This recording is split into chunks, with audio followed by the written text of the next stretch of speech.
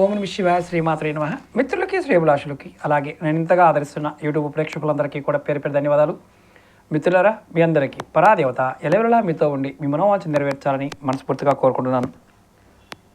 ఈరోజు మనం నవగ్రహాలకు సంబంధించిన దోషాలు, వాటికి సంబంధించిన తాంత్రిక పరిహారాలు, వీటి గురించి తెలుసుకుందాం. ఇది చాలా ఇంట్రెస్టింగ్ సబ్జెక్టు. అంటే లక్షలు ఖర్చు పెట్టి దోష పరిహారాలు చేసుకోలేని వారు తేలికగా ఏ గ్రహానికి ఎటువంటి దోషం ఉంటే ఎటువంటి పరిహారం చేసుకోవాలి, అలాగే ముఖ్యంగా ఈ నవగ్రహాలకు సంబంధించినంత వరకు మన పూర్వీకులు మనకి గ్రహస్థితులు బట్టి దశలు, అంతర్దిశలు, విదశలు, సూక్ష్మదశల్లో ఉన్న వాటికి, అలాగే ముఖ్యంగా తాంత్రికమైన పద్ధతి అంటే ఏంటంటే అనుభవ సిద్ధంగా కొన్ని పరిహారాలు తాంత్రిక గ్రంథాల్లో ఉన్నవి. అందుట్లో లాల్ కితాబ్ కావచ్చు, రావణ సహిత కావచ్చు, పురాణాల్లోనూ నోములు వ్రతాల్లో కూడా గ్రహాలకు సంబంధించిన స్థితి బాగోనప్పుడు ఎటువంటి పరిహారాలు చేయాలో వాటిలో కూడా వివరణ ఉన్నాయి. ఇవన్నీ పనిచేస్తాయి. ఎప్పుడు పనిచేస్తాయి? నమ్మికతో, విశ్వాసంతో మనం ప్రయత్నం చేసేటప్పుడు. ఈరోజు వీడియోలో ఎవరైతే జాతకులు మాకు జాతకం తెలుసండి, మా జాతకంలో పలానా దశ నడుస్తుంది, దశారాధుడు బాగోలేదు, విదశల్లో బాగోలేదు, ఇలా రాహువు, కేతువు, శని, కుజుడు, ఇలా పాపగ్రహాలు బాగోలేదు, పుణ్యగ్రహాలైన సూర్యుడు, చంద్రుడు, గురుడు కూడా బాగోలేదు, దశల్లో మాకు ఇబ్బంది కలుగుతున్నాయి అనేవారు ఖచ్చితంగా ఈ తాంత్రిక పరిహారాలని ప్రయత్నించేయండి. నేను ఇది కొంచెం లెంతీ వీడియోనే, మీకు వన్ బై వన్ వివరిస్తాను. దశలు, అంతర్దశల్లో కూడా చెప్తాను. ఇది రూపాయి ఖర్చు పెట్టేది కాదు, సొంతగా చేసుకునేది. ఇది మీకు యూట్యూబ్లో, అంటే మనం ఒక జ్యోతిష్యుడి దగ్గరికి వెళ్ళి లేదంటే గుడికి వెళ్ళి పరిహారాలు చేసుకునే వాటితో పాటు వీటికి సంబంధించినవి చేసుకోవడం వల్ల మీకు ఖచ్చితంగా ఫలితాలు వస్తాయి. ముందుగా మనం సూర్యుడి గురించి తెలుసుకుందాం. జాతకంలో సూర్యుడి దోషం వల్ల కలిగే నష్టాలు ఏంటో తెలుసుకుందాం. ఇది బాగా గుర్తుంచుకోండి. ఈ వీడియోని మీరు ఎవరైతే చూస్తున్నారో మీకు నేను చెప్పబోయే కనుక సమస్యలు మీకు దోషాల్లో ఉంటే ఆ దోషంతో మీరు బాధపడుతున్నారు, ఆ గ్రహం యొక్క ప్రభావం మీ మీద ఉందని అర్థం. ఇప్పుడు ఫస్ట్గా నవగ్రహాల్లో సూర్యుడు గురించి మనం తెలుసుకుందాం, దాని పరిహారాలు తెలుసుకుందాం. అలాగే మీకు ఈ వీడియో నచ్చినట్లయితే లైక్ చేయండి, ఛానల్ని కొత్తగా చూసిన మిత్రులు సబ్స్క్రైబ్ చేసుకోండి, పక్కనే గంట సింబల్ని యాక్టివేట్ చేసుకొని 10 మంది మిత్రులకి షేర్ చేయండి. ఇది మీరు ఎంతమంది మిత్రులకు షేర్ చేయగలిగితే అంతమంది మిత్రుల యొక్క జీవితాన్ని మార్చగలిగిన వారు అవుతారు. ఈ 9 గ్రహాలకు సంబంధించిన పరిహారాలు దశలు, అంతర్దశలో ఉన్న వాటికి ఎలాంటి ప్రభావం ఉంటుంది, ఎలా చేసుకుంటే బయటపడతారో మీరు తెలుసుకోండి. ముందుగా సూర్యగ్రహం దోషంగా ఉన్నప్పుడు కలిగే బాధలు చెప్తా మీకు నేను. రవి సరిగా లేకపోతే ఎవరికైనా సరే అనేక ఇబ్బందులు కలగజేస్తాడు. అన్ని రకాలుగా, అంటే ఒక రకమని కాదు, అనేక రకాల ఇబ్బందులు. ముందు తండ్రితో విరోధాన్ని కలగజేస్తాడు.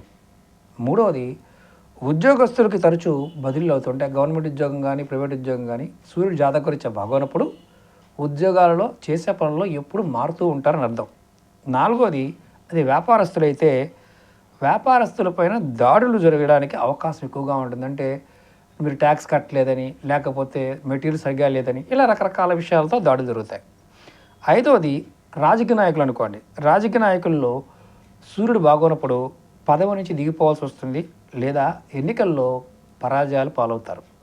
ఆరవది అన్నీ ఉంటాయి కానీ అస్థిరత్వంతో బాధపడుతూ ఉంటారు. ఏడవది పాండిత్యం ఉన్నప్పటికీ కూడా తక్కువగా చూడబడతారు. అంటే జాతకం చెప్పేవో చాలామంది పండితులు ఉంటారు, వాక్సిద్ధి ఉంటుంది, అన్నీ ఉంటాయి, అది కూడా గమనించాలని చెప్పాలి. అలాగే ఎనిమిదవది కుట్రలు, వెన్నుపోట్లు, నమ్మక ద్రోహాలు ఇలాంటి వాటిని జరిగాయి అనుకోండి, ఖచ్చితంగా సూర్యుడి దోషం ఉన్నట్టు లెక్క. అలాగే వ్యవసాయదారులకైతే వ్యవసాయం ద్వారా నష్టం సరిగ్గా పండకపోవడం అనేది జరుగుతుంది. జాతకంలో సూర్యుడు బాగోలేదని అర్థం. అది మళ్ళీ ఇంకోటి ఏంటంటే ఉద్యోగుల్లో ఉన్నవారికి పైనున్న అధికారులతో, అంటే అధికారులతో గొడవలు, పేచీలు, విరోధాలు కలగజేస్తాడు మీ పైనున్న అధికారులతో. అలాగే శారీరకంగా, మానసికంగా దైవశక్తులు సన్నగిల్లే విధంగా చేస్తాడు. చాలామందికి నైరస్యం వచ్చేస్తుంది. దేవుడి మీద నమ్మకాన్ని కోల్పోయే వాళ్ళు కూడా, దేవుడు లేడు అనేవారు కూడా సూర్యుడి యొక్క ప్రభావం బాగోలేదని అర్థం. ఇప్పుడు సూర్యగ్రహణం అంటే ఈ సూర్యుడి వల్ల వచ్చే వ్యాధులు ఎలాంటివో తెలుసుకుందాం. ఇక్కడ ముఖ్యంగా ఒక విషయం చెప్తాను. ఒక్కొక్క వీడియోలో ఒక్కొక్క గ్రహం గురించి చెప్తాను, ఎందుకంటే బాగా లెంత్ అయిపోతాయి కాబట్టి చూడడానికి కూడా ఇబ్బందిగా ఉంటుంది. కానీ ఇప్పుడు గుర్తుంచుకోండి, ఈ దోషాలు తెలుసుకున్న తర్వాతే వాటి పరిహారాలు చెప్తాను. అంటే ఏదో సరదాగా చెప్పేస్తే ఇది మీకు ఎటువంటి ప్రయోజనాన్ని కలగచేయదు. ఇది ఎంతమంది మిత్రులకు షేర్ చేయగలుగుతారో వాళ్ళ జీవితాలను ఖర్చు లేకుండా, ఒక జ్యోతిష్యుడి దగ్గరికి వెళ్ళకుండా, ఊరికి ఖర్చు పెట్టకుండా కూడా చేసుకోవాలి. ఇది శాస్త్రంలో ఇప్పుడు సూర్యగ్రహం కనుక ఇబ్బంది అంటే మనకి ముందుగా ఉన్నప్పుడు కలిగే వ్యాధులు ఏంటో చెప్తా మీకు. ఈ సూర్యుడు అనేవాడు ఉష్ణతత్వానికి సంబంధించిన గ్రహంగా చెప్పచ్చు. ముఖ్యంగా జ్వరాలలో టైఫాయిడ్, మలేరియా ఇలాంటి జ్వరాలు రావడానికి రవి జాతకంలో సరిగా లేనప్పుడే జరుగుతాయి. మూడవది, దీర్ఘకాలికంగా జీర్ణకోశ సంబంధ వ్యాధులు రవి కారణంగా వస్తాయి. అంటే జీర్ణకోశం అంటే అన్నవాహిక సంబంధించి మన పొట్టకు సంబంధించిన కొన్ని ఇబ్బందులు రవి బాగోకపోతేనే వస్తాయి. నాలుగవది, కళ్ళకు సంబంధించిన కళ్ళకలకలు, కళ్ళల్లో పువ్వులు, కంటి కురుపులు, అలాగే కంటిలో కండ పెరగటం, మెల్లకన్ను, కళ్ళల్లో ఎర్రటి జీరలు మొదలగు ఇలాంటివి అన్నీ కూడా రవి బాగోనప్పుడే వస్తాయి. అంటే కళ్ళల్లో మీకు ఎర్రజీరలు బాగా ఉన్నాయంటే మీ జాతకంలో రవి బలహీనుడని అర్థం. మీరు జాతకం పరిశీలించుకోకపోయినా ఇలాంటి లక్షణాలు ఉన్నాయో తెలుసుకుంటే 9 గ్రహాలకి మీకు అర్థమైపోద్ది. కాబట్టి ఇవన్నీ కూడా, ఇలాంటి ఇబ్బందులన్నీ కూడా రవి కారణం వల్లే వస్తాయి. అలాగే ముఖ్యంగా గుండెకి సంబంధించిన వ్యాధులు, అంటే గుండెకి సంబంధించిన వ్యాధులు అంటే వాల్స్ కావచ్చు, గుండె దడ కావచ్చు, వీక్నెస్ కావచ్చు, ఇవన్నీ కూడా రవి బాగోకపోయినప్పుడే వస్తాయి. జాతకరీత్యా రవిగ్రహం బాగోనప్పుడే, అంటే సూర్యుడు బాగోనప్పుడు. అలాగే ముఖ్యంగా రవి శనితో కలిసి ఉంటే బీపీ వస్తుంది. బీపీ ఎలా వస్తుందిరా బాబు అంటే రవి శని ఇద్దరు కలిసి ఉన్న బీపీ అనేది వస్తుందని అర్థం. అలాగే రవి గురుడు కలిసి ఉంటే హై బీపీ వస్తుంది. అంటే సూర్యుడు గురుడు కనుక కలిసి ఉండి నీచంగా ఉంటే ఖచ్చితంగా హై బీపీ వస్తుంది. అలాగే కుజుడు బుధుడు కలిసి ఉంటే, అంటే ఈ జాతకంలో కుజుడు బుధుడు రవితో కలిసి స్థితి బాగోలేకపోతే మెదడువాపు, పిచ్చి, ఉన్మాదం, మెదడులో గడ్డలు, అలాగే క్యాన్సరు, పక్షవాతం, మాట పడిపోవడం వంటివి కూడా ఈ రవి అంటే రవి బాగోనప్పుడే వస్తాయి. అంటే కుజుడు బుధుడితో కలిసి ఉన్నప్పుడు ఈ సమస్య వస్తుంది. మీ జాతక చక్రం తెలిసిపోయినా మీకు ఇలాంటి సందర్భాలు ఏర్పడుతున్నాయంటే ఖచ్చితంగా మీరు ఈ సమస్యతో బాధపడుతున్నారని అర్థం. అలాగే రవి బాగోకపోవడం అనేది ఇంకా బాధలు ఏంటో తెలుసుకుందాం. అంటే ఇప్పుడు వ్యాధులు తెలుసుకున్నాం, ఇప్పుడు బాధలు ఎలాంటి బాధలు కలగజేస్తాడు. రవి సరిగా లేకపోతే అనేక ఇబ్బందులు కలగజేస్తాడు. ముఖ్యంగా తండ్రితో విరోధాన్ని కలగజేస్తాడు. అంటే మనం చాలామందికి ఏంటంటే మా తండ్రితో గొడవలు అవుతున్నాయండి, ఆస్తి తగాదాలు అవుతున్నాయి, మా తండ్రి మాకేం పంచడం లేదు అనే పాయింట్ ఆఫ్ వ్యూలో కూడా మనం తెలుసుకోవచ్చు. ఇంతకుముందు ఫస్ట్ కూడా మనం ఈ బాధల గురించి ఫస్టే తెలుసుకున్నాం. అంటే రవి కలిగే బాధలు ఏంటో మనం ముందే తెలుసుకున్నాం. అందులో తండ్రి నుంచి వచ్చే గొడవలు కూడా దానివల్లే వస్తాయని మనం తెలుసుకోవచ్చు. ఇప్పుడు వ్యాధుల గురించి కూడా మనం తెలుసుకున్నాం. అంటే ఏ వ్యాధి వస్తుంది ఏంటని కూడా మనం తెలుసుకున్నాం. ఇప్పుడు దోష నివారణకి ఎటువంటి తాంత్రిక పరిహారాలు చేయాలో ఇప్పుడు తెలుసుకుందాం. మనం ఈ పరిహారాలు చేయటం వల్ల పూర్తిగా నివారణ జరుగుతుందా అంటే జరగచ్చు. భగవత్ నామంతోనే జరుగుతాయి. ఒకవేళ ఆ పూర్తిగా తొలగకపోయినా తీవ్ర పరిణామాలు ఏదైతే ఉంటాయో అవన్నీ కూడా తగ్గిపోతాయి. ఇప్పుడు మనం వైదికం అంటే గుడిలో చేసుకునే పూజలు, తాంత్రిక క్రియలు అంటే హోమాలు, యంత్రాలు అంటే నవగ్రహ యంత్రాలు ధరించడం, మంత్ర జపాలు చేయించుకోవడం, అంటే మనకి ఏదైనా ఇంట్లో స్తోత్ర పఠనం చేయించుకోవడం, మనం పఠనం చేయడం, దానాలు ధర్మాలు చేయటం, ఇవన్నీ శాస్త్ర గ్రంథాల్లో ఉన్నవే. ఇప్పుడు మనం ఇందులో ఎలాంటి పరిహారాలు చేస్తే ఫలితాలు కలుగుతాయి చెప్తాను. మనకెందుకంటే ఈ సూర్యగ్రహానికి అధిదేవుడు అగ్నిదేవుడు. మామూలుగా ఇక్కడ మనం సూర్యుడు అగ్ని వేరువేరుగా శాస్త్రం చెప్తుంది కాబట్టి కొంతమంది ఏంటంటే డౌట్ ఉంటుంది. అలాగే ప్రత్యాది దేవత వచ్చేసి రుద్రుడు. వీరిద్దరితో కలిసి రవిగ్రహానికి అంటే వైదికంగా కానీ లేదా తాంత్రిక సంప్రదాయంలో కానీ మీరు జపాలు హోమాలు చేయించుకుంటే నివారణ పొందడానికి అవకాశం ఉంటుంది. ఇది కొంచెం ఖరీదైన విషయం. అలాగే ఇప్పుడు రెండో పాయింట్ చెప్తాను. సూర్యగ్రహానికి అధిష్టాన దేవత మనకి శ్రీమన్నారాయణుడు.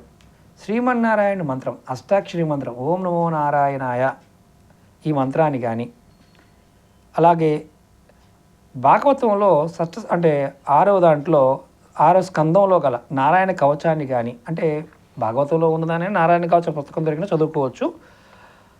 అంటే అష్టాక్షరి మంత్రాన్ని కానీ మామూలుగా నారాయణ కవచాన్ని కానీ అలాగే పురుష సూక్తాన్ని కానీ ప్రతిదినం చదువుకోవడం వల్ల పఠించడం వల్ల మీకు రాహుగ్రహ దోషాలు పీడలు తొలగిపోతాయి. పెద్దవి చేయలేకపోయినా స్తోత్రం ద్వారా కూడా నామం ద్వారా కూడా తొలగిపోతాయి అని శాస్త్రం చెప్తుంది. ఇది బాగా గుర్తుంచుకోండి, భయపడకండి, ఏమీ జరగదు, అంతా మన మంచిగా జరుగుతుంది. అలాగే ఇప్పుడు మూడవది ఏంటంటే సూర్యగ్రహానికి అంతరిక్ష దేవత మాతాంగి దేవి. దశమహావిద్యల్లో ప్రతిరోజు మనం అంటే దేవి గురించి మనం వింటూ ఉంటాం. మాతాంగి స్తోత్రాన్ని కానీ హృదయాన్ని కానీ కవచాన్ని కానీ అమ్మవారి హృదయాన్ని స్తోత్రాన్ని కవచాన్ని ఈ మూడిట్లో ప్రతిరోజు జపించేవారు ఎవరైనా ఉంటే వారికి రవిగ్రహ దోషాలు పీడలు నివారింపబడతాయని శాస్త్రం చెప్తుంది. అలాగే ఇప్పుడు ధారణ విషయంలో అంటే మనం ఏం ధరిస్తే ఒకవేళ ఈ దోషం పోతుంది. దశమిక రుద్రాక్ష అంటే 10 ముఖాల కలిగిన రుద్రాక్షని విధి విధానంగా పూజించి మీరు ధరించడం వల్ల రవిగ్రహం ద్వారా వచ్చే బాధలు రోగాలు అన్నీ అనర్థాలన్నీ కూడా మీకు కాస్త ఉపశమనం కలుగుతుంది. ఇది గుర్తుంచుకోవాల్సిన విషయం. అలాగే సూర్యగ్రహం మామూలుగా దోషకారకమైనప్పుడు అంటే ఏదైతే మీకు ఇబ్బంది పడుతున్నామో ఒక రాగి బిళ్ళ తీసుకొని గుండ్రంగా దాన్ని అంటే గుండ్రంగా ఉన్న బిళ్ళలు కూడా దొరుకుతాయి. ఒకవేళ రాగిదేని తీసుకొని మనం కంసాల వాళ్ళ దగ్గరికి వెళ్ళి అంటే గోల్డ్ స్మిత్ అంటాం కదా, వాళ్ళ దగ్గరికి వెళ్ళి దాన్ని రౌండ్గా చేయించి లేదా మనకు రౌండ్గా దొరికే బిళ్ళలైనా సరే ఎక్కడైనా సరే పారుతున్న నీళ్ళు అంటే కాలువ కానీ నది కానీ ఇలాంటి వాటిల్లో వేయటం వల్ల కూడా ఈ నివారణ జరుగుతుంది. ఈ విధంగా వరుసగా 43 రోజులు చేయాలి. ఇలా చేశారా ఖచ్చితంగా మీకు సూర్యగ్రహ దోషం అనేది తొలగి అద్భుతమైన ఫలితం కలుగుతుంది. అలాగే ఇంకా మనం ఇందులో ఉపవాసం గురించి కూడా తెలుసుకుందాం. అంటే మొత్తం మీకు A to Z చెప్పేస్తాను. అంటే మీరు జ్యోతిష్యుడి దగ్గరికి వెళ్ళి చేయించుకోలేనివి కూడా మీకు అన్నీ ఈజీగా అర్థమైపోతాయి. ఇప్పుడు ఉపవాస నియమం ఏంటంటే ఎవరైనా సరే ఇది చేయొచ్చు.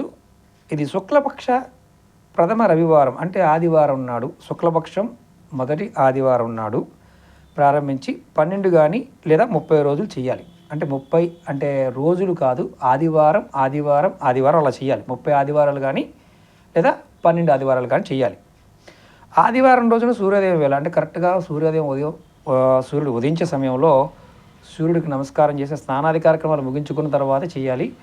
నమస్కారం చేసుకున్న తర్వాత అర్ఘ్యం ఇచ్చి సూర్యాస్త సమయం వరకు ఉపవాసం ఉండాలి. అంటే సూర్యుడు సాయంత్రం వరకు కూడా ఒక పూట ఉపవాసం. అప్పుడు పళ్ళు తీసుకోవచ్చు, ఇబ్బంది ఏం లేదు. ఎందుకంటే కలికాలంలో ఖచ్చితంగా తీసుకోవాలి కూడా. రోజంతా మీరు సూర్యగ్రహ మంత్రాన్ని అంటే తాంత్రిక మంత్రాన్ని కనీసం 11 మాలలు అంటే ఒక 108 పూసలు ఉన్న రుద్రాక్షమాల కానీ లేదా మీకు స్ఫటికమాల కానీ మీరు తీసుకోవచ్చు. లేదా తులసి మాలతో కూడా మీరు జపం చేయొచ్చు. ఇది 11 మాలలు జపం చేయాలి. అలాగే సూర్యాస్త సమయం అయిపోయిన తర్వాత గోధుమలతో చేసిన చపాతీల్ని హల్వాని ఉప్పు లేకుండా తినాలి. అంటే చపాతీ చేసినా దాంట్లో ఉప్పు వేయకూడదు, హల్వా చేసినా ఉప్పు వేయకూడదు, అంటే ఉప్పు లేకుండా తినాలి. ఇది ఉపవాస నియమం. మీకు ఇలా ఉపవాసం చేస్తే సూర్యగ్రహ బాధలు తొలగిపోతాయి. ఇప్పుడు మనం స్నానం గురించి తెలుసుకుందాం. అంటే సూర్యగ్రహణం అంటే సూర్యుడు బాగోనప్పుడు ఎటువంటి స్నానం చేయాలి అంటే ఇక్కడ మీరు గుర్తుంచుకోండి, ఏది అవకాశం ఉంటే అది చేయండి. ఒక్కొక్కటి ఉపవాసం, పూజలు, మంత్రము, శ్లోకాలు, ఎందుట్లో ఏదొక్కటి చేసినా ఓపిక ఉంటే అన్ని చేసిన పర్వాలా, ఫలితం ఉంటుంది. ఇప్పుడు స్నానం గురించి తెలుసుకుందాం. ఆదివారం నాడు ఎర్ర మంజిష్ట, ఎర్ర చందనం, కుంకుమ పువ్వు ఇవన్నీ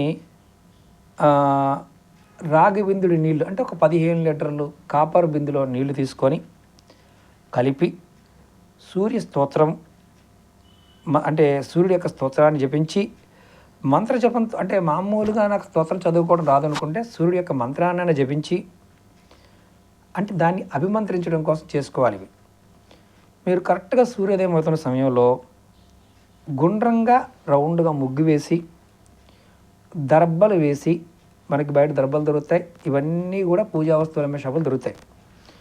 దానిపైన ఎవరైతే గ్రహస్థితి బాగోని వారు ఉన్నారో వారు కూర్చోబెట్టి బ్రాహ్మణుడి యొక్క ఆజ్ఞ పొంది తలస్నానం చేయాలి, అంటే శిరస్నానం అంటాం. ఇలా చేయటం వల్ల రవిగ్రహ సంబంధ దోషాలు, రోగాలు తగ్గుతాయి. ఈ విధంగా ఎన్ని ఆదివారాలు చేయాలి? 6 ఆదివారాలు చేయాలి. ఇప్పుడు రవి దోష నివారణకు ధరించవలసిన మూలిక ఏంటో చెప్తాను. మీరు అర్కమూలం అంటే జిల్లేడు చెట్టు వేరు, అందులో తెల్ల జిల్లేడు చెట్టు వేరు చాలా ఇంపార్టెంట్ మూలిక అని చెప్పాలి. మనం చాలా వీడియోలు చెప్పాం. ఇది పుష్యమి నక్షత్రం, పుష్యమి నక్షత్రం గురువారం కానీ, పుష్యమి నక్షత్రం ఆదివారం నాడు అంటే రవి పుష్యమి నాడు కానీ, గురు పుష్యమి నాడు తెచ్చుకోవచ్చు. అందులో శ్రేష్టం రవి పుష్యమి. ఈ నక్షత్రం రోజున మీరు లేదా కృత్తికా నక్షత్రం ఉన్న రోజు కానీ, అంటే క్యాలెండర్ చూడండి, అది శుక్లపక్షం పూర్వపక్షం ఏదైనా పర్వాలేదు, మీరు కృత్తికా నక్షత్రం ఉన్న రోజున ఈ మూలిక తెచ్చుకోవాలి. దాంతోపాటు సూర్య సూక్తం ఈ మంత్రాన్ని జపించి పూజించి ఎర్రటి దారంతో కట్టి ఎడం చేతి, అంటే ఇక్కడ మీరు మణికట్టుకైనా లేకపోతే జబ్బ ఇక్కడైనా సరే చేతికి కట్టుకోవాలి. ఇలా కట్టుకోవడం వల్ల రవిగ్రహ బాధలు తొలుగుతాయి. ఇది ఒక్కసారి కట్టుకుంటే దశ అంతర్దశల్లో ఇబ్బంది పడుతున్నంతసేపు ఉంచుకోవచ్చు, ఇబ్బంది ఏం లేదు. అలాగే ఇంకొక చెట్టు వేరు కూడా చెప్తాను. ఆదివారం నాడు మారేడు చెట్టు వేరు తెచ్చుకొని ఎర్రటి దారంతో రవిగ్రహ జపం, అంటే మూలమంత్రం కానీ లేకపోతే స్తోత్రం కానీ పారాయణం చేసి కుడి చేతికి కానీ లేదా మెడలో కానీ ధరించవచ్చు, తాబీజులో పెట్టైనా ధరించవచ్చు. ఇలా ధరించినా సరే మీకు రవి యొక్క బాధలు తగ్గుతాయి. ఇప్పుడు ఇక్కడ నియమం ఉంటుంది, ఏ చెట్టు వేరు తెచ్చుకోవాలన్నా ముందు రోజు సంకల్పం చెప్పాలి. నీ చెట్టు దగ్గరికి వెళ్ళి నేను రేపు సేకరిస్తానని చెప్పి కొద్దిగా నీరు పోసి స్వీటు, పానకం, స్వీట్ అక్కడ నైవేద్యంగా పెట్టడం, ధూపం దీపం పెట్టి సంకల్పం చెప్పుకొని ఇంత మొక్క వేరు మాత్రం తెచ్చుకోవచ్చు. చెట్టు అంతా పేకూడదు. ఉత్తర దిశలో ఉన్నది కానీ తూర్పు దిశలో ఉన్న వేర్లు అయితే చాలా శ్రేష్టం. మీకు కాంట పెట్టుకునే వాళ్ళు చాలామంది కెంపు పెట్టుకుంటారు, కోట్ల రూపాయలు ఖర్చు పెట్టి, దానికన్నా అద్భుతంగా పనిచేస్తుంది. శాస్త్రంలో చెట్టు వేరుని రత్నము అని సంస్కృతంలో అర్థం. మీకు తెలిసిన వాళ్ళు ఎవరైనా సరే కామెంట్ చేయండి, తెలియకపోతే కామ్గా ఉండండి. ఎందుకంటే తెలియని వాళ్ళు చాలామంది వాగుతూ ఉంటారు కాబట్టి చెప్తున్నాను. మనకి రత్నము అనగా చెట్టు వేరు అని శాస్త్రంలో ఉంది, మన పెద్దలు చెప్పింది అదే. ఇప్పుడు ఈ రెండిట్లో ఏదైనా ధరించవచ్చు, ఓపిక కూడా 2 ధరించవచ్చు రవిగ్రహం బాగున్నప్పుడు. అలాగే ఈ 2 మూలికలు విధి విధానంగా తెచ్చుకోండి. నేను చెప్పాను కదా, తెచ్చుకోవడం, తర్వాత నమస్కారం చేసుకోవడం, 2వ రోజు వెళ్ళటం, సేమ్ అదే ప్రాసెస్. నీళ్ళు పోయటం, వేరు తీసుకున్న తర్వాత మళ్ళీ పట్టి పుడ్చడం, సంకల్పం చెప్పుకోవడం, రావటం. ఇప్పుడు దానాలు అంటే ఇప్పుడు మనం ఇంతకుముందు మూలిక చెప్పుకున్నాం, ఇప్పుడు ఏ దానాలు చేయాలి అనేది చెప్పుకుందాం. సూర్యుడు క్షత్రియ గ్రహం కాబట్టి క్షత్రియులకు దానాలు చేయడం వల్ల సత్ఫలితాలు కలుగుతాయి. అలాగే కెంపు, బంగారము, రాగి, గోధుమలు, బెల్లము ఇట్లాంటి వస్తువుల్ని మీరు ఆదివారం పూట దానం చేయడం వల్ల రవిగ్రహ బాధ తొలుగుతుంది. ఇది క్షత్రియులకు చేస్తే చాలా అద్భుతం అని శాస్త్రం చెప్తుంది. అలాగే ఆదివారం నాడు సూర్యోదయ సమయంలో మీరు రాగి పళ్ళెంలో నిండా గోధుమలు పోసి బెల్లము, అంటే మీరు ఇక్కడ ఒక నియమాన్ని పాటించాలి. 6 సంఖ్య గల కొలతలతో, అంటే 6 భాగాలు చేయటం, పోసి బ్రాహ్మణునికి పాదాలు కడిగి సూర్యస్తోత్రం చేసి దానం ఇవ్వటం వల్ల రవిగ్రహ బాధ తొలగిపోతుంది. అంటే అవి చేయలేని వారు ఇదైనా చేయొచ్చు, ఇది ఎవరైనా చేయొచ్చు అని అర్థం. ఇప్పుడు ఇక్కడ మనం 2 విషయాలు గుర్తుంచుకోవాలి. దోష నివారణకి మూలిక గురించి చెప్తున్నాము, స్నానం గురించి చెప్పాము. ఏ ఒక్కటి చేసినా ఫలితం ఉంటుంది, అన్నీ చేస్తే అద్భుతంగానే ఉంటుంది. ఇప్పుడు ఆరాధన గురించి తెలుసుకుందాం. మనకి మాఘశుద్ధ సప్తమి ఆదివారం నాడు విశాఖ నక్షత్రం ఉన్న సమయంలో ఈ జాతకు, అంటే అతిథి కశ్యపులకు జన్మించిన సూర్యభగవానుడు కాబట్టి మనకి తెలుగు, అంటే మామూలుగా మీకు ఏంటంటే ఎప్పుడు ఈయన జన్మ పాయింట్ ఆఫ్ వ్యూలో కూడా మీకు తెలియాలి. మనం రథసప్తమి అనే పూజ చేస్తూ ఉంటాం, అందరూ కూడా చాలా చాలా నిష్టగా చేస్తారు. ఈ రథసప్తమి నాడు పూజలు చేయడం అనేది స్వామివారికి సంబంధించిందని అర్థం చేసుకోవాలి. అలాగే సూర్యుడిని పూజించాలని చాలామంది అనుకునే వారికి ఏంటంటే రాగి విగ్రహాన్ని ప్రతిష్ఠించి పూజ చేసుకుంటే మంచిది. అలాగే గోధుమలు, బెల్లంతో వండిన పాయసం నైవేద్యంగా పెట్టాలి. అలాగే గ్రహపీర్తి, అంటే మామూలుగా ఏంటంటే ఇక్కడ స్వామివారికి ఇష్టమైన, అంటే గ్రహ అంటున్నాం కాబట్టి ఆయన ప్రీతియార్థం బెల్లంతో కలిపిన అన్నం, అంటే బెల్లం పాయసం కూడా సమర్పించడం చాలా మంచిది. అలాగే ఎవరైనా సరే ఇక్కడ గుర్తుంచుకోవాల్సింది ఏంటంటే ముఖ్యంగా స్వామివారికి అన్న పాయసం అంటే చాలా ఇష్టమని పురాణాలు చెప్తున్నాయి. జాతకం మన మామూలుగా ఏంటంటే మన మనుషులకు ఎలాగ ఇష్టమో స్వామివారికి కూడా చాలా అద్భుతంగా పాయసంతో ఇష్టపడతారు అని పురాణం చెప్తుంది. గమ్మత్తుగా అనిపిస్తుంది, కాకపోతే నిజం. అన్న పాయసాన్ని నివేదన చేయడం వల్ల చాలా మంచి ఫలితాలు కలుగుతాయి. అలాగే ముఖ్యంగా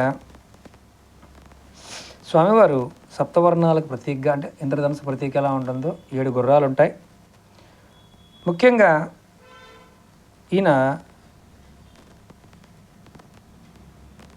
శ్రీరామనవమి రోజు సూర్యగ్రహణానికి మనకంటే మామూలుగా స్వామివారి ప్రీతియార్థం చేయబడే ఒక పండగ అని కూడా చెప్పచ్చు. ఇక్కడ మనం శ్రీరామనవమి రాముల వారికి పండగ చేస్తాం కదా, అది సూర్య భగవానుడికి కూడా చాలా ప్రీతిపదమైనదిగా శాస్త్రం చెప్తుంది. ముఖ్యంగా రెండోది ఏంటంటే ఇక్కడ స్వామివారికి ఇష్టమైన ప్రీతికరమైన తిథి జ్యేష్ఠ శుక్ల ద్వాదశి, అంటే సూర్యభగవానుడికి ఆ రోజు చాలా ఇష్టమైంది. కార్తీక శుక్ల సప్తమి స్వామివారికి ఇష్టమైంది. సూర్యుడికి ఆదివారం నాడు వ్రతం చేయడం, వివిధ రకాల స్తోత్రాలు చేయడం, ఆదివారం చేయడం చాలా మంచిది. ఎవరైతే జాతకంలో సూర్యగ్రహం బాగోనప్పుడు ఆదివారం నాన్ వెజ్ తినే అలవాటు ఉంటే మానేయండి, ఇది అద్భుతంగా పనిచేస్తుంది. అలాగే మీరు ఆ రోజు మిగతా రోజులు చేసినా చేయకపోయినా ఖచ్చితంగా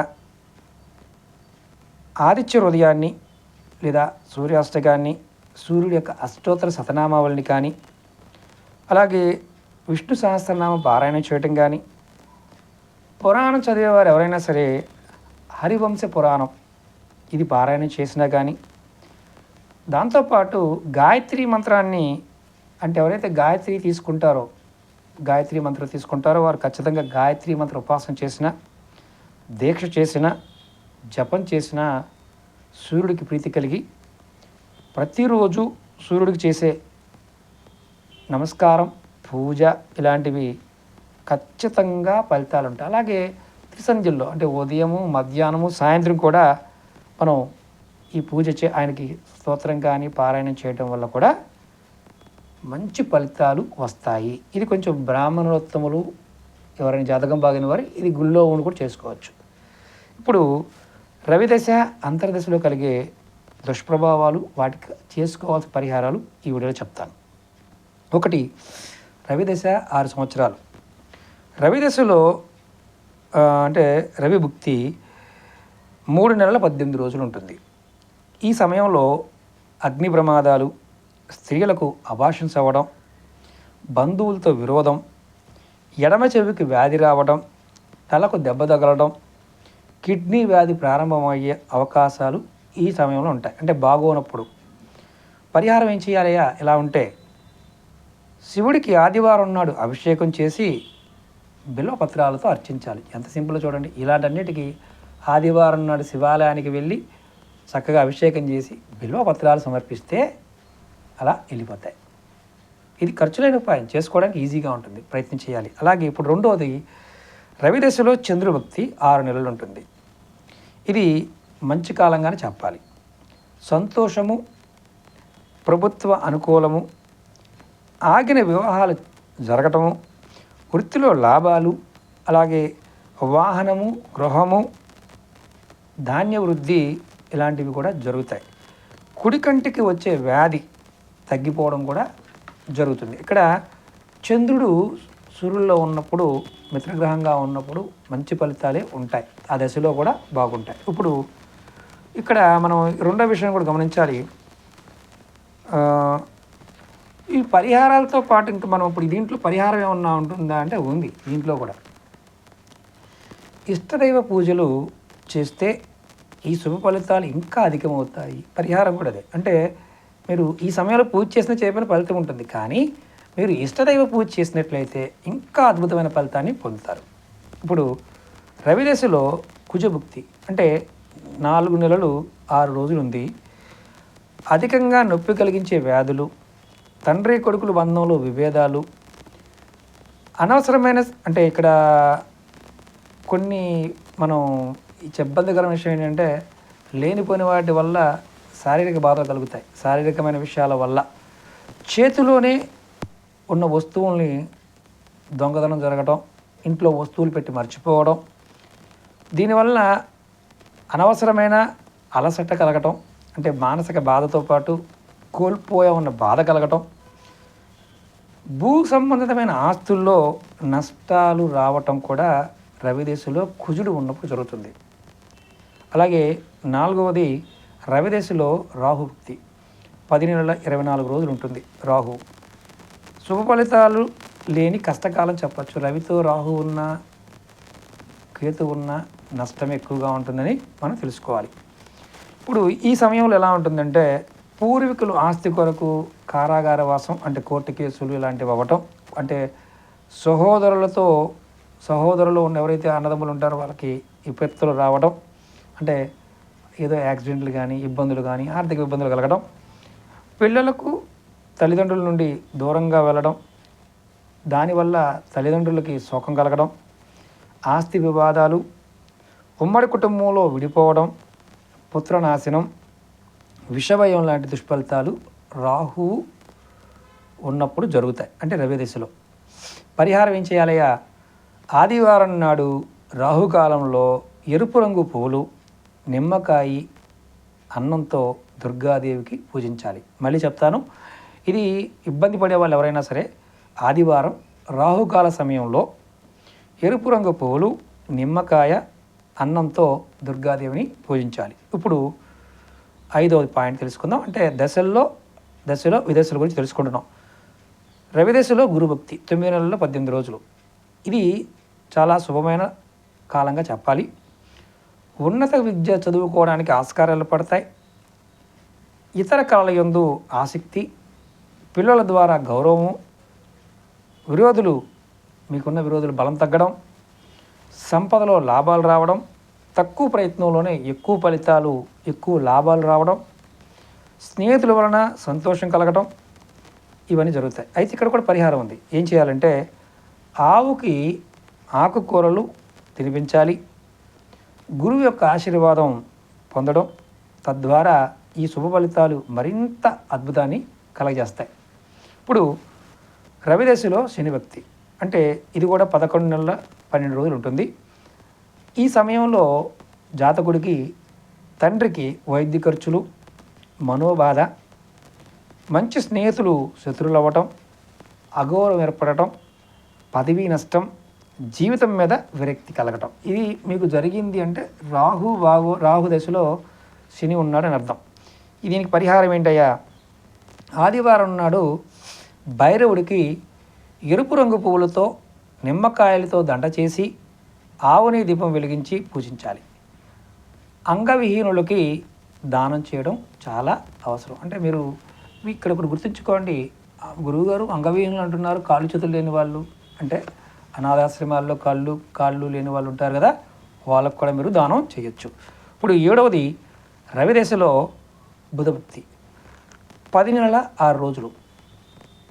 ఈ సమయంలో బంధువులతో ద్వేషం ఏర్పడుతుంది, అనారోగ్యం, అనవసరమైన మాటల ద్వారా గొడవలు రావడం, వృత్తి భంగం కలగటం, ఉద్యోగాల్లో మీకు ప్రమోషన్స్ కాకుండా డిమోషన్స్ లాంటివి, అపాయింట్మెంట్స్ జరగడం, ఇలాంటివి కూడా ఏర్పడతాయి. అలా జరిగింది అంటే మీ జాతకంలో రవిదశలో బుధుడు నడుస్తున్నాడని అర్థం.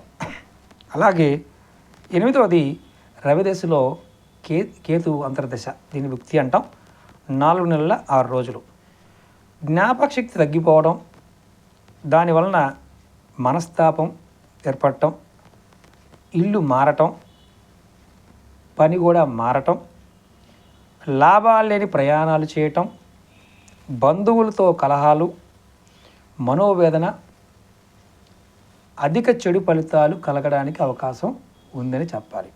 పరిహారం ఏంటయ్యా? ఆదివారం నాడు గణపతికి గడ్డి పరకలతో, అంటే మనం దుర్వా అంటాం, గరక గడ్డి, ఈ పూజించడం వల్ల, తర్వాత సూర్యుడికి సూర్య నమస్కారం చేయడం వల్ల కూడా మీకు సమస్య తొలగిపోతుంది. చూసారా, చాలా తేలిక. పరిహారం చేయండి చాలు, ఫలితం 100% గ్యారంటీ. ఇప్పుడు రవిదశలో శుక్రభక్తి 12 నెలలు ఉంటుంది. ఇక్కడ ఈ సమయంలో వివాహ ప్రయత్నాలు ఫలించకపోవడం కూడా జరగచ్చు కొంతమందికి. అంటే అది శుక్రుడు నీచంగా ఉన్నా అందులో కలిసి రాదు. కొంతమందికి వివాహం కావడం, వీటిల్లో కొంతమందికి ఇబ్బంది ఉంటుంది. అలాంటి వారికి కూడా పెళ్ళి జరగడానికి అవకాశాలు ఏర్పడతాయి. అలాగే కొత్త ఇంటి కట్టుకోవడం, బంగారం లాంటి ఆభరణాలు కొనుక్కోవడం. అయితే ఇక్కడ కొంచెం కంటికి సంబంధించిన ఇబ్బందులు కూడా రావడానికి అవకాశం ఉంటుంది. కొన్ని సందర్భాల్లో ఉన్న వ్యాధులు, శరీరంలో ఉన్న వ్యాధులు కూడా తొలుగుతాయి. శుభ అశుభ ఫలితాలు 2 ఈ సమయంలో కలిసి ఉంటాయి అని చెప్పచ్చు. పరిహారం ఏంటయ్యా? ఆదివారం నాడు మహాలక్ష్మికి ఆవుని దీపం పెట్టి తెలుపు ఎరుపు రంగుల పుష్పాలతో తీపి పదార్థాలు నైవేద్యంగా పెట్టి పూజిస్తే ఈ దోషం తొలగిపోతుంది. చూడండి ఎంత తేలికో. మరి ఇక్కడ రత్నాల గురించి కూడా చెప్పుకుందాం. మొత్తం అన్ని సబ్జెక్టు ఇష్యూ మొత్తం రావాలి కాబట్టి అన్నీ చెప్తాను. సూర్యగ్రహ దోషం ఉన్నవాడు ఎవరైనా సరే ధరించాల్సిన రత్నం ఏంటంటే కెంపును ధరించాలి. ఇది కూడా ఈ రత్నాన్ని ఆదివారం రవిహోరలో ధరిస్తే ఎంతో మంచి ఫలితం ఉంటుంది. మీరు గురువుగారు రత్నాలకు బదులుగా వేరు చెప్పారు కదా, వేరు ధరించవచ్చు, తప్పులేదు. వేరు కూడా దీనికన్నా బాగా పనిచేస్తుంది చెప్పచ్చు. ఇది కొంచెం ఖరీదైంది కాబట్టి ఏం ధరించాలో చెప్తున్నాను, అది గుర్తుంచుకోండి. అలాగే ఈ రత్నధారణ వలన ఎటువంటి ఫలితాలు ఉంటాయి? అధికారం, పదవి లభిస్తుంది. ముఖ్యంగా శరీరానికి సంబంధించిన ఇబ్బందులు అంటే స్వస్థత చేకూరుతుంది. రక్తం శుద్ధి అంటే రక్తంలో మలినాలున్నా అవి తొలుగుతాయి. కెంపుల్లో కూడా రకరకాల రత్నాలు ఉంటాయి. కెంపుల్లో కూడా కొన్ని అన్నీ ఒకేలా ఉండవు. రత్నం మంచిది, నాణ్యత ధరించడం అనేది చాలా అవసరం. ఇది కూడా మీరు ధరించాల్సిన సమయం కూడా శుభముహూర్తం. అలాగే జ్యోతిష్య పండితుడిని సంప్రదించి రత్నాన్ని శుద్ధి చేసుకొని ఆ రత్నానికి మంత్రోపచారాలతో పూజ చేసిన తర్వాత మాత్రమే ధరించాలి. దీనికి అంటే రత్నం అంటే మామూలుగా దీని ప్లేస్లో కెంపు చాలా ఖరీదైన రత్నం కాబట్టి దాని ప్రత్యామ్నాయంగా గార్నెట్ స్టోన్ అని ఉంటుంది, దాన్ని ధరించవచ్చు.